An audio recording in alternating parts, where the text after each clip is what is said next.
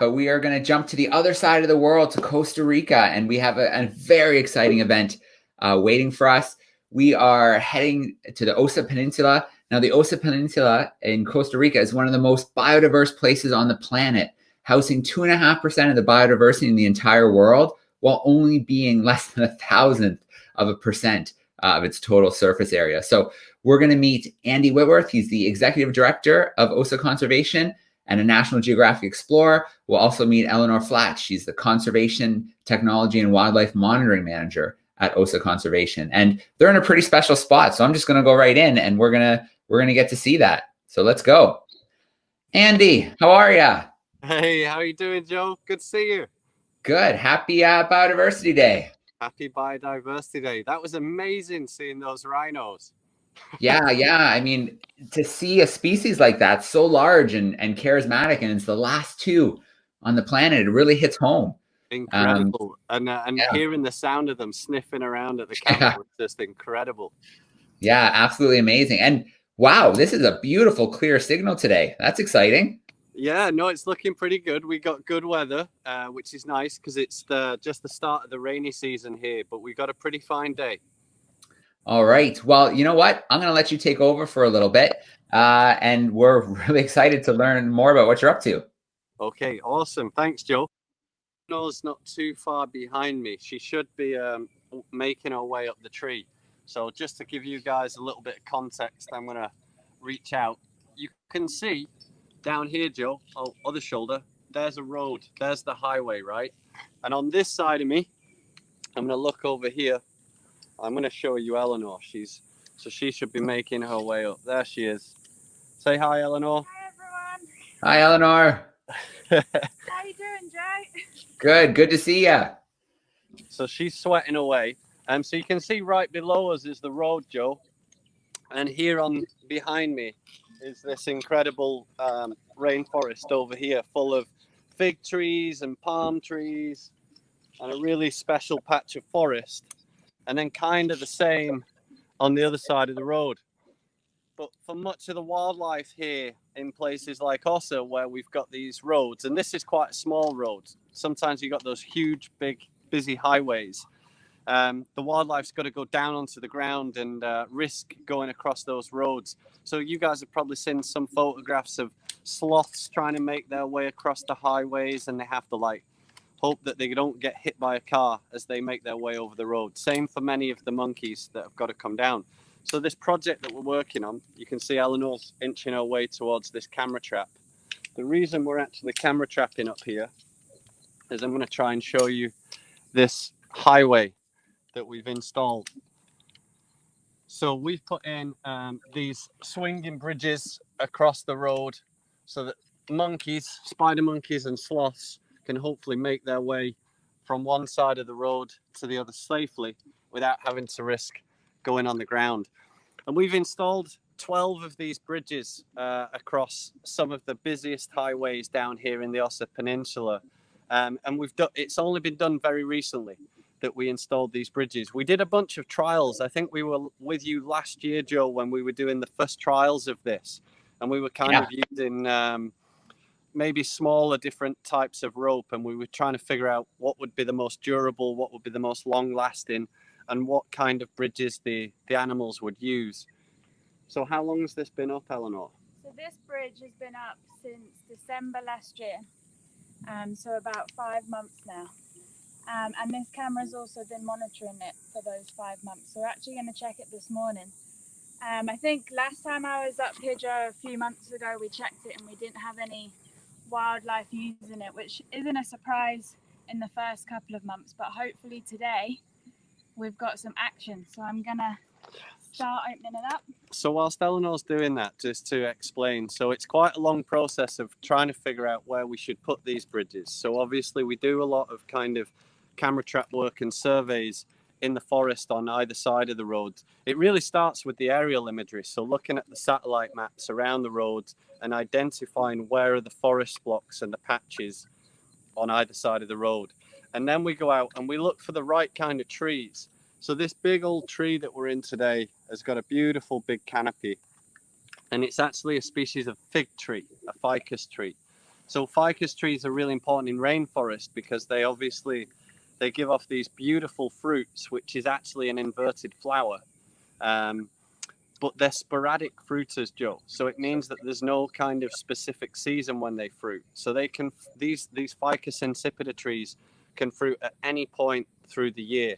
So for monkeys and wildlife, they're really important food resources. We call fig trees a keystone resource because they're so important to the wildlife. So we know that monkeys and arboreal animals are going to find this fig tree because of the fruits, and they're going to be attracted. And then the theory is hopefully they'll find the highway, and then they'll learn to use it and transfer that knowledge to other animals and other group members. So I'm just going to show you what Eleanor's doing now. So we have a little tablet. I don't know if I can get in close enough here. So we can there we go. We have a little tablet so that we can check the SD card in the camera trap and flick through these images. All right. Nothing there. A bit of movement. So we do get a lot of false triggers, especially when we're up in the canopy. Just because you've got moving branches. What's that? Is that you? Or is that? Sure. All right, I'm getting a little light reflection on this. Oh, there we go. Looks like we've got an animal. Okay. Oh, there we go. Look at that. Nice. Okay, look at him go with the tail. That's amazing. So let's have another look. What's the next one? This is the same one. So this is a white-fronted capuchin. White-fronted, white-faced? White-faced. White-faced capuchin. And this is really cool. This is why we've got the two lines. You see what he's doing with the tail there? He's actually using it like we thought so the prehensile tail he's using for stability. Like a safety line. What's the next video? Oh, more monkeys. Oh, very nice. Oh, this one's more of a daredevil. He's just using one rope. But he's using Look at that. Yeah, he's using it like a counterbalance. Wow. That's cool. Can we go back? Yeah. Look how he uses his tail more like a counterbalance. Huh. Success. Absolutely. They're finding it and they're using it. That's great. So can you have a look, see if there's any more. So now, that's a great sign because those guys, that family of monkeys, they obviously now know where this highway is. And also by going on there, they're going to put smell that's familiar to other animals. And hopefully this highway will become known to these guys. This is one of the quietest roads that we've got. But we do have some bridges out on the main highway, the peninsula, where the traffic is just intense, Joe. So this is kind of one of the many projects that we do. And it kind of started with research first in the canopy. And I was more interested in what was going on in the natural forest. And then what we try and do is change that into an applied conservation action to try and help the wildlife and rebuild connectivity between habitats. But then the technology that we've got helps us to do our monitoring. It can help us to understand which types of bridges are the best bridges and which ones are used by which different animals. So far, in the first few months of doing this, we haven't had any spider monkeys. So I'm hoping for a spider monkey. We haven't had any spider monkeys using these bridges. So they seem to be a very nervous species. Nothing else? No spider monkeys yet. So this is, we're not too high. We're probably around probably 17 or 18 meters today. But when we get into the big old growth forest and on some of the big trees, we're up around 45, 50 meters up in the canopy.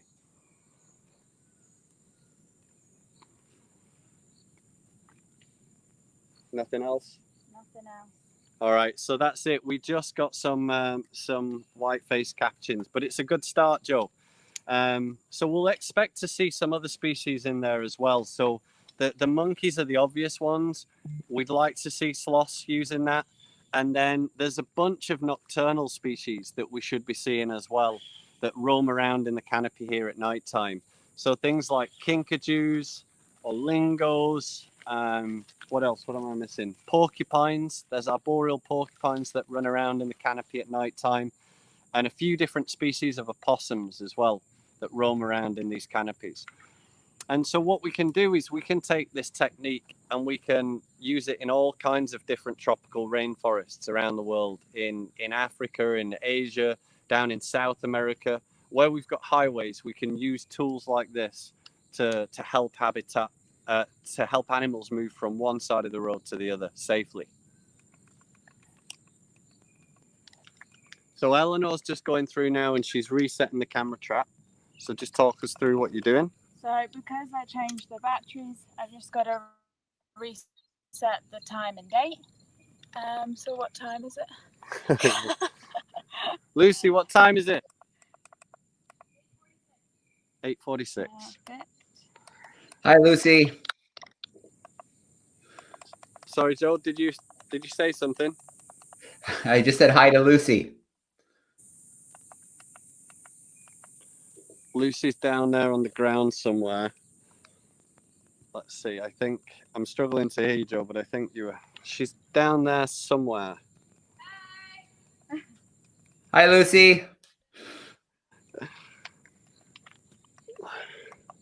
All right. So these cameras are pretty easy, and anybody can buy these, Joe. You can just pop onto the internet, and there's some really great places to buy them. They're pretty reasonable now. You can get a decent camera trap for maybe even $60, and they range up to a few hundred. But they're super easy to use. Just a few batteries, an SD card. And I had a friend of mine in the US who was just using one of these in the back garden up near Boulder, and sent me an amazing picture of a puma just walking through the back street. So they're amazing little kits that you can have at home. You could buy them, have them for school, and monitor the wildlife at home. And then a bunch of our camera traps, they also have like a little cell antenna that comes off the top with like a phone chip. And so that Eleanor can get images in real time, not videos, but we can get photographs in real time.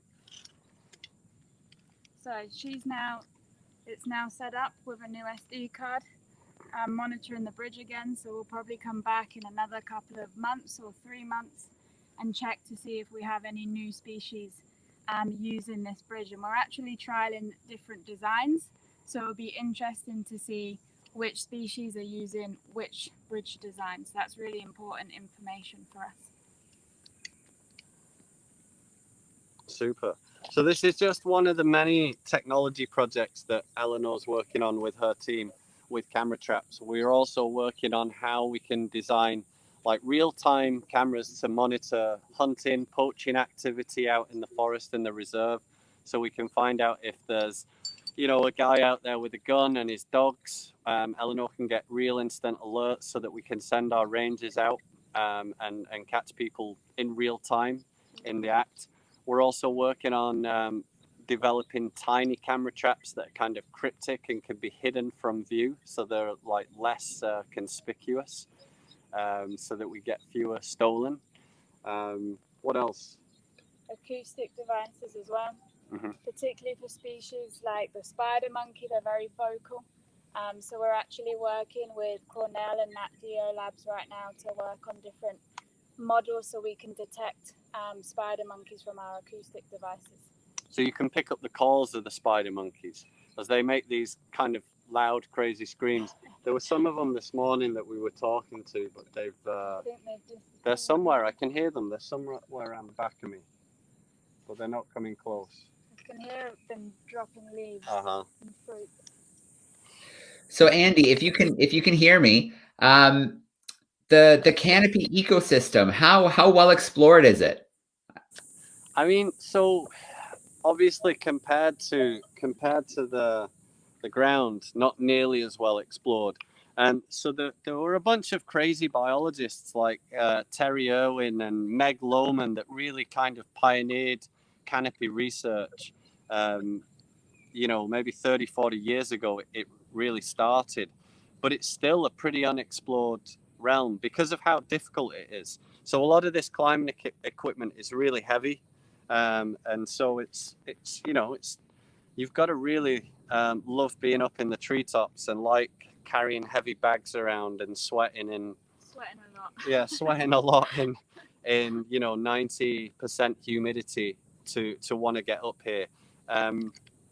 But there are like a number of projects. It really is a growing field. So I've just been working with a team of, I think, 20 different co-authors from all around the world. And we've just produced a review paper on arboreal camera trapping techniques. So summarizing what other kind of projects have been done with camera traps up in the canopy. And it's a growing field. There's an explosion of more and more people getting excited and doing this and learning more about the canopy.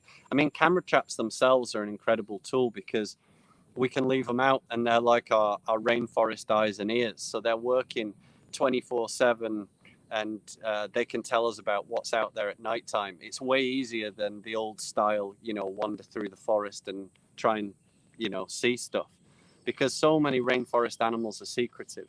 So the camera traps really give us a new insight and new potential. So the field is growing, but there's still so much to discover. When you look at if you think about like the physiology up here in the canopy, all the little epiphytes and orchids that are up here with us. This tree's like you can see. I mean, this is not a particularly old tree, and it's still covered in all these lichens and epiphytes. We've actually got one of our students in the station now studying these little epiphytic plants and the orchids up here in the canopy. So she's out every day climbing trees, doing surveys as she goes up the tree to see what are the physiological requirements of the different epiphytic plants up in the canopy. We also have another student, and she's climbing the trees to look at the insects, so look at the different species of ants that are up here in the canopy. And that's really what you get in a rainforest, is everything's different on the different levels. So in the understory, it's very dark and cool, and very little light reaches the ground. Whereas up in the top of the canopy, there's obviously a lot of light, you're exposed more to the sun. And so the types of species that live at those different layers are completely different.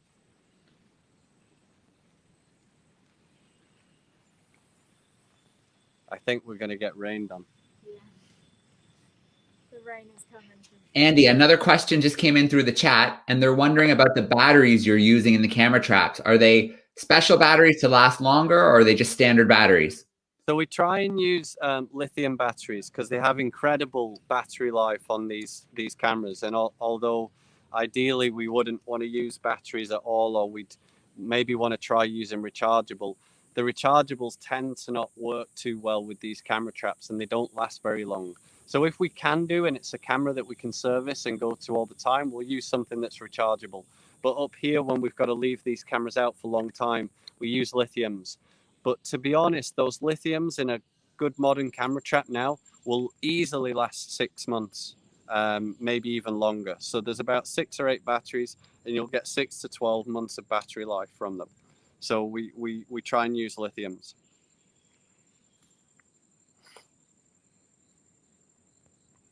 All right. You know what I think is really neat is that analogy that there really is a real tie between how we're exploring the ocean using cameras we can drop into the water or robots, and exploring the canopy using the camera traps, the acoustics, right? Listening for sound. It's really neat the way there's the kind of that tie in between exploring these two kind of extreme ecosystems that, at least for right now, is very difficult for us to do.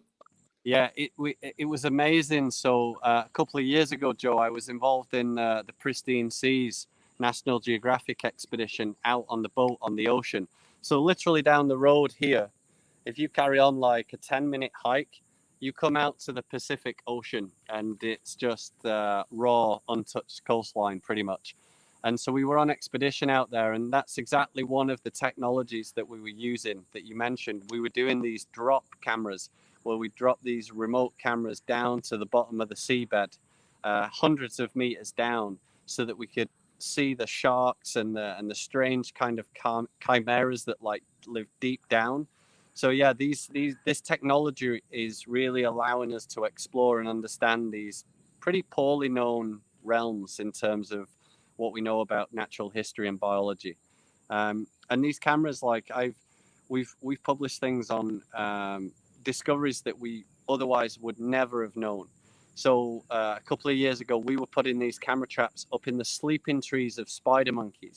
And everybody assumes that spider monkeys are a diurnal species and they're moving around in the day and they just go to sleep at nighttime.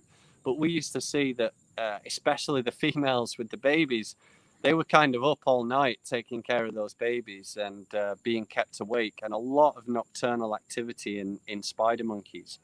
And we even got footage of like a little vampire bat trying to get on the tail of one of the spider monkeys at nighttime. And so that kind of behavior and those kind of interactions, we'd never be able to see without, pretty simple access to the canopy and then this incredible technology.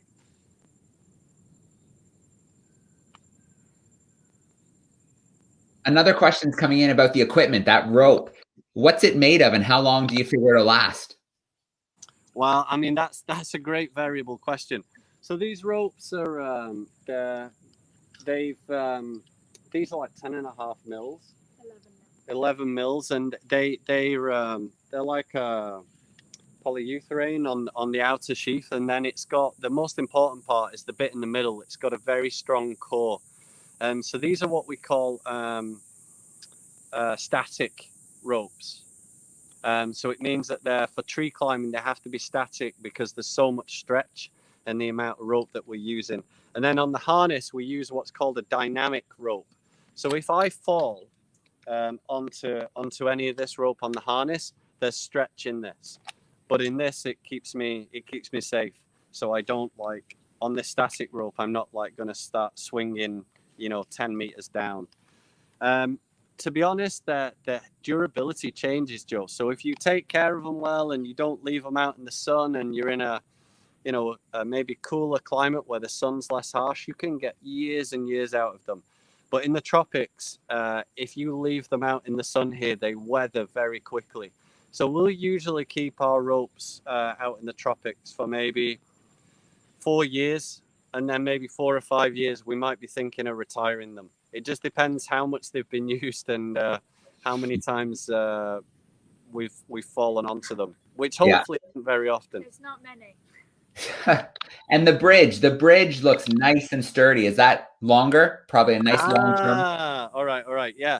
So the bridge is like, we started with some like hemp fiber kind of bridges, and they lasted literally in rainforest like 4 months, and they'd all fallen down. So we were trying some kind of natural things.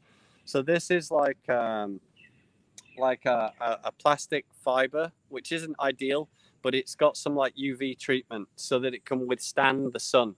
And then we have another type where we use kind of like zipline cable, which has like long life duration. So that stuff should exist for like maybe 30 years. So that's part of the test, is we've got to see how long some of these bridge designs can last in these challenging conditions. That's one of the big the tough things to deal with in tropical rainforest is the temperature and the humidity. And then in Osa, you've got that salt ocean air and that breeze. So everything gets degraded very, very quickly out here. So that's part of our test, is once we go through all this work and all this trouble, it takes us at least a full day to install one of these bridges, and probably a day or two of preparation. So we want to see how much life we can get for all that hard work. All right. Well, I'm going to throw the link up to Osa Conservation up on the screen here, because if you're enjoying this event, if you think the work Osa Conservation is doing is pretty awesome, head over to that website and donate directly to them. Of course, you can donate to our site as well, where we're collecting the general fund, and a portion of that money we will send to Osa Conservation, of course. And Andy, we hung out yesterday at the regenerative farm. We're hanging out in the tree right now, and hopefully that rain holds off and we can spend a little time in a few hours out in the experimental area where we're rewilding the rainforest. Absolutely. Yeah.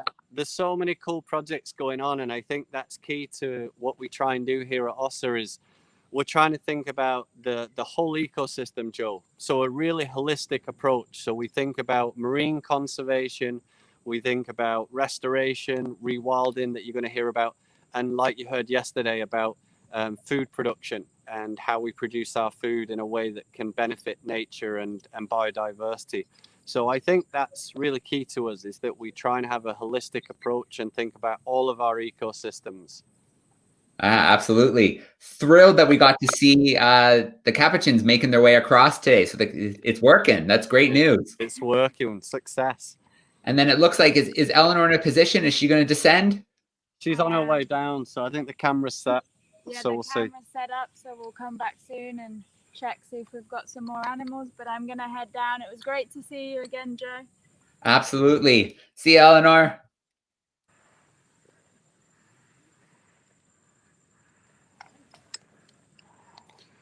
Going down's a lot easier than coming up, Joe.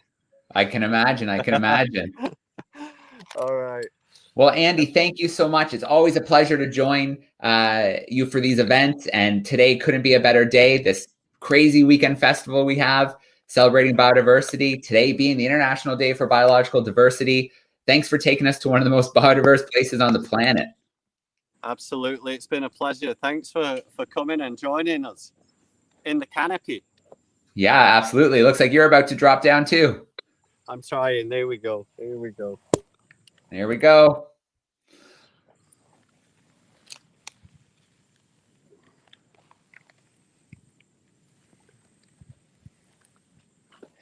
Looks like it's got a nice little descender on there. Makes it a little bit easier.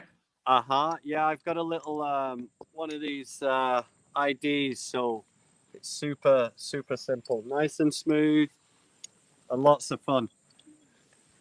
Look how I just like disappear into the buttress of this big fig tree.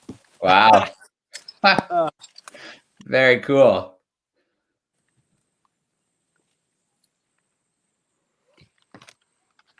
Oh. Awesome. Thank you, Andy. Thank you, Eleanor. Thank you, Lucy. And we're excited to join a little bit later today and check out some rewilding. Absolutely. All right. See ya. Thank you. See you later, guys.